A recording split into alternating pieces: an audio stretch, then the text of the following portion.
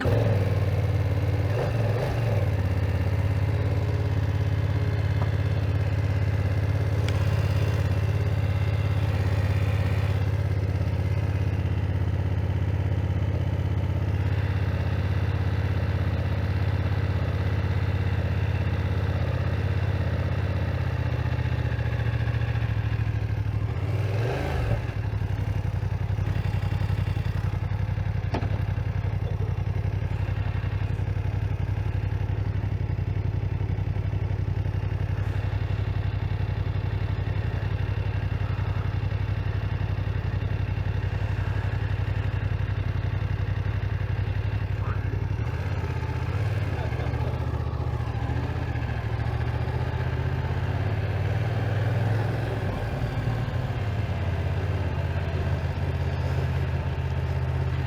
I'm testing the BMW 2020 F900XR.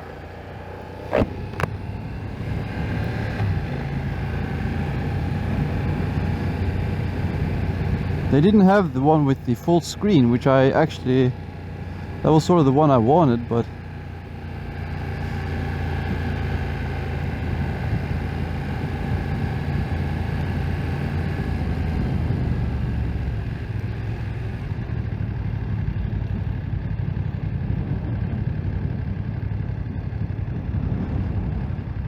let's see how it, the brakes are a little, oh, I keep forgetting to downshift. Gotta get better at that. The brakes felt a little squishy. That could be just me, but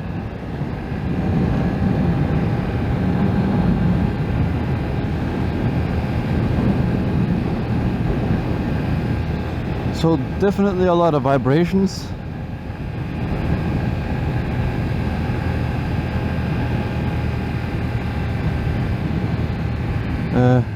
Actually more vibrations than the Tiger 900.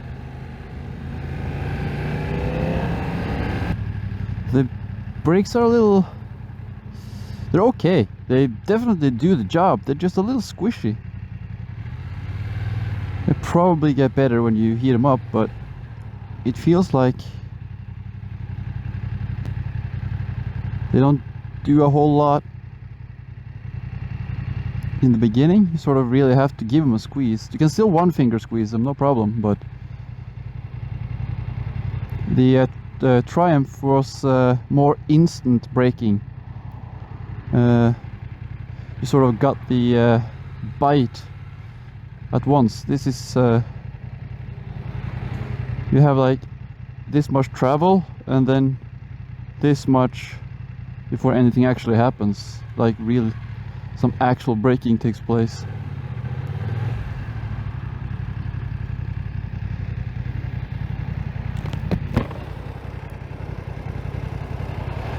The mirrors are basically as minimalistic as they can be. I've tried to adjust them. I can see the guy behind me perfectly well, and it seems that there's some sort of enhancing, enhancing, so they look a little bit closer than they maybe actually are, because I can see every detail of the face of the man in the car behind me. I don't know if you can see what I see, but so the bike standing still, it felt a little heavy. Like, I don't know, it doesn't feel heavy now anymore. I think that was just like a little weird first impression.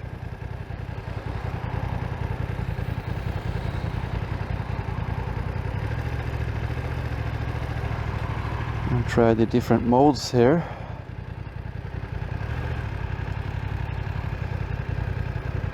I'm gonna spend all the time just staying in line. So road and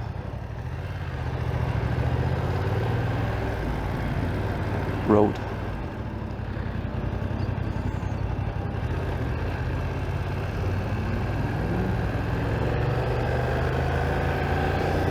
I'm having a little bit of an issue with the indicator. It's a little sensitive, so when I try to turn it off, it sometimes just turns on. So that happened twice now, and I haven't exactly used it a lot, so that indicates to me that it's a little bit of an issue. Easy throttle, very little resistance, nice and easy. I'm gonna be a little bit sneaking in the queue here because I'm so hot. The sun is scorching, and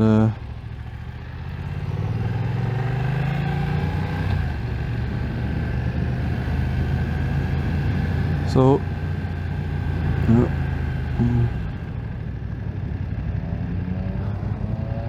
you see the vibration scale here. It's the tiniest vibration at 2000, barely noticeable. You start to notice it at 3000, a little bit below 3000. 4000 it gets, it's not a problem, it's not an issue, but you really notice it. Just gonna do it a little bit higher revs just to 5000, 6000, this is horrible. 7000 is really uncomfortable. Unlike the Triumph, the vibrations is also in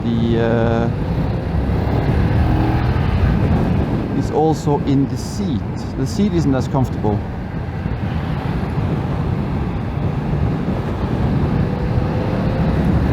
Give me a full throttle. Oh, there's a lot of power in this. Very short range of motion with throttle. I like that. So it will be harder to find the precise levels of acceleration, but easy to find full throttle while sitting upright. A little issue with the Triumph was that I had to literally bend forward to get full throttle, so I never actually did it. So far the wind on this is pretty good. Haven't had any issue with the wind yet. I haven't gotten to speeds where the wind is an issue yet, but sounds like it has a little bit of a struggle from 3000 up to 4000. It doesn't like full throttle at 3000, but cruising at 3000 is no problem. Let's try these. Oops, that didn't work. Oh, you see it? How do I do this? This is some of those things you should know before you start riding. Oh fuck, what do I do now? Help!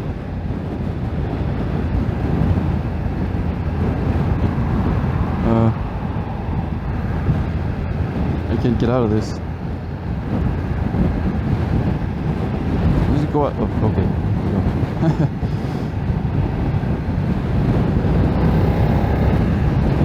It's got some power at even.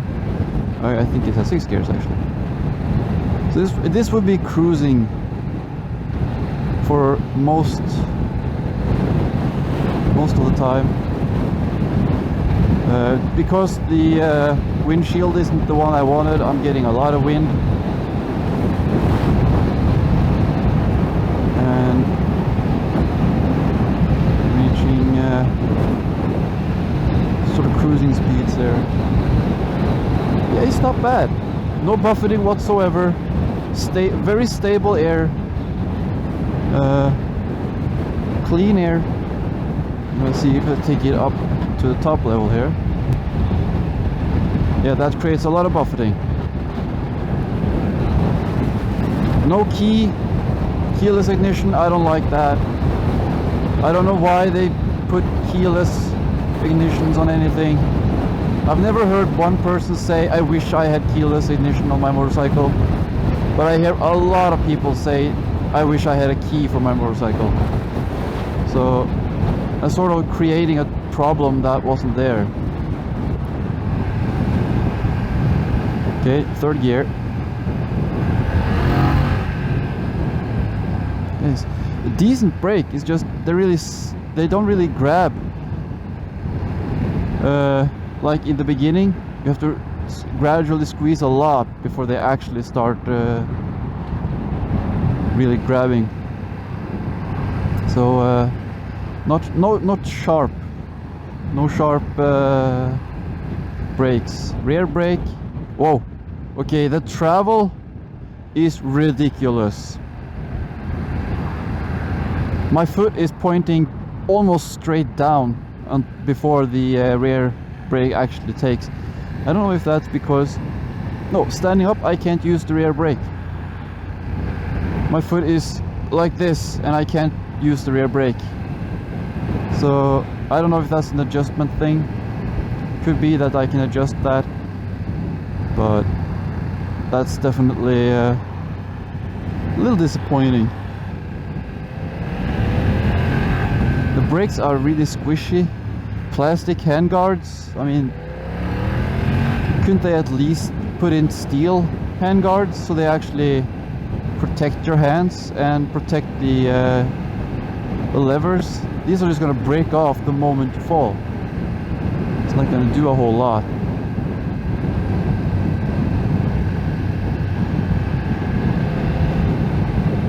The bike is really nice, easy to move, agile, feels very stable.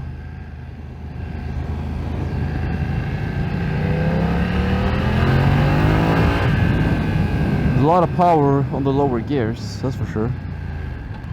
It feels like it's going to stall every time I start it. I think I have to get the RPMs up a little bit.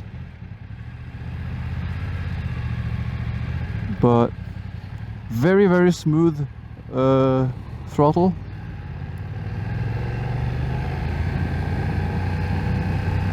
Very controllable. Yeah, I was going to do a little bit of twisties, but if I have to stay in traffic for the entire ride, I'm just gonna go back on the freeway the other way. But easy to maneuver. The position is nice and upright, commanding. Actually really good seating position, like leg wise. My legs are a little bit spreading. The tank is going a little bit out, so you have to spread your legs a little bit, but not too much. Oh, look at that line. I have to turn around. Oh, they soaked out that bump pretty well. That was a pretty significant bump, and didn't feel much of it.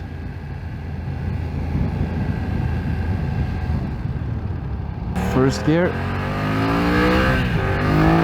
Oh, yeah, it's pretty good. Pretty good. I'm still struggling to get this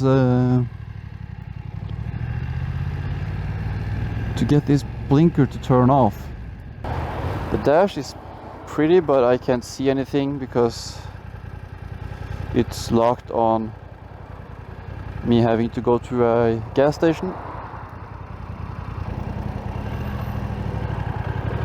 I don't like that. When the initial startup, it feels like it's got a little bit of issues starting. Yeah. Coming from a standstill. Now that could be me because I'm not used to this specific bike. My MT-09, you didn't even have to give it throttle, you just let go of the clutch and it has so much power it would just start. So I give it a little bit of a twist. It seems like this is so smooth that it doesn't do a whole lot in the beginning, which I'm not used to. So I'm not gonna give the bike any hate for that. That's probably me. I would really like to know my revs though. You should be able to remove that thing somehow. I bet you can, but I don't know how, so I'm not even gonna start. I got all the information I need, so I'm not gonna dwindle around. I could probably have gone up there for a little bit of off-road riding, but okay, so taking it through the corner. It's nice and stable, easy one-hand ride, no instability, no, don't have to struggle. Small inputs gives all the counter steering you need. Doing 110, the bike is shaking, and this will be distracting over time because it is really noticeable. Of course, it is a two-cylinder bike. There's no buffeting, and I get no pressure on my chest, but I can feel a vacuum. The air is literally circulating like this. My hand is all relaxed now, and this is what my hand will do. So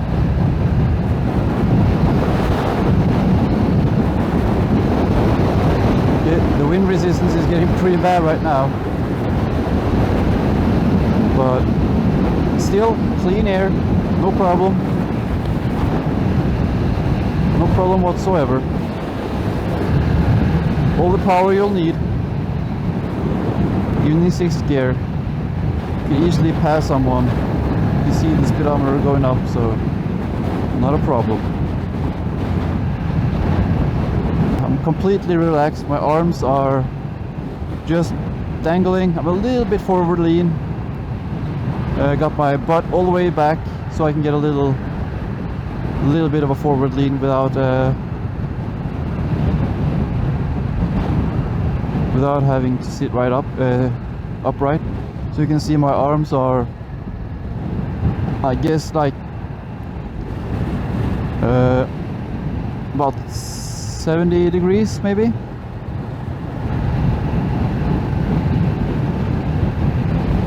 No, it has to be more than that. 90 with this, 80, yeah, it's about somewhere around 70 degrees, far from straight. At 90 it's easy to move. Have to put a little bit more effort into the bars, but you have to do that with any bike, so that's nothing to judge the bike for.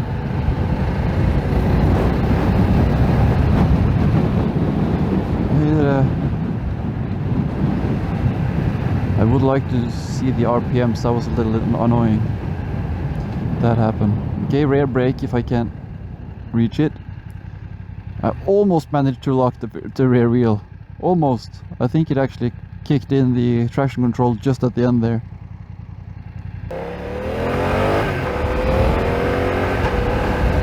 It has a quick shifter and it's punchy. I got like a jolt. I'm gonna try that one more time. Yeah, a tiny jolt when you use the quick shifter. Not a big one, but it's not as smooth. The Triumph was just instant smooth. You didn't even feel that you used the quick shifter.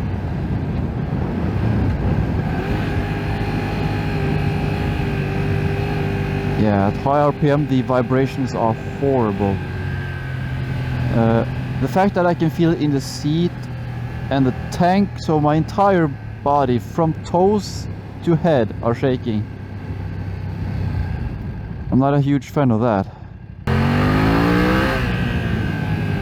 I don't know if this is going to power wheelie. I'll try it a little bit out down here. See what it has to offer. Nope, no power wheelies. You actually have to use the clutch. And I've seen people wheelie this, and because it only has like 8,000-ish RPMs, it doesn't wheelie for long. See how it is turning it.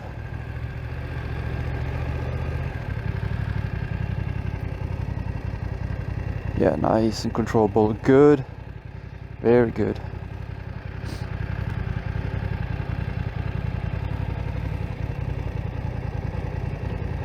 It's a really good turning radius.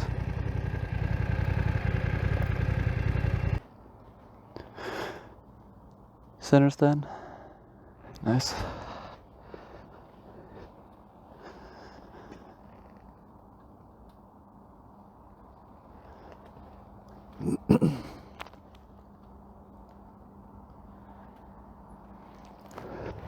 So pros and cons. Too much shaking. It shakes at pretty much every speed. Very noticeably from 3,000 up. Didn't like that.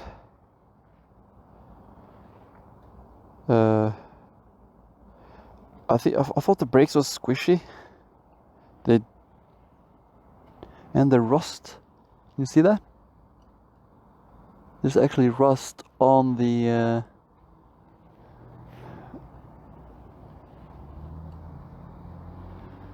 and here. Well, someone's dropped them. Plastic. Not a huge fan of that, but you can buy those aftermarket, but couldn't get the cruise control to work. They have the Suzuki system. I love those. Simple, forward, high beam, release. Don't know what that is. These actually seems to be like of plastic, but I think they're just hollow aluminium. I'm not sure. They really sound like plastic. Yeah, I'm gonna give it a I wanna say 7 out of 10. It's too shaky. This has a couple of other issues. Yeah, 7 out of 10.